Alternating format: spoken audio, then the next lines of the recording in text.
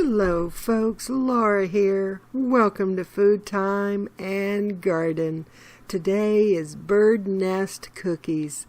This is so beautiful to make for this time of year. Easter is around the corner, or any time is good for these cookies. It's a very simple recipe. You can use a sugar cookie or any cookie base that you choose with the ingredients you have on hand.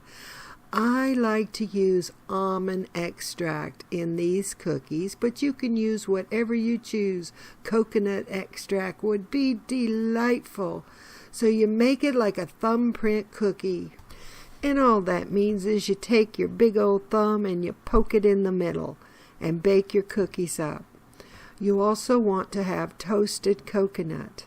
Now you do want to toast your coconut in your oven, but be very watchful so it doesn't get overly brown.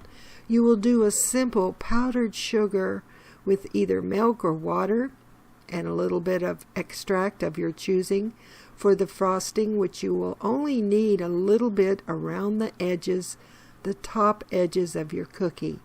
Sprinkle your toasted coconut and put a few drops of the icing in the center where you made the thumbprint. And if you have Cadbury's Easter eggs or any other thing you want to use, and put it in the center to anchor it down.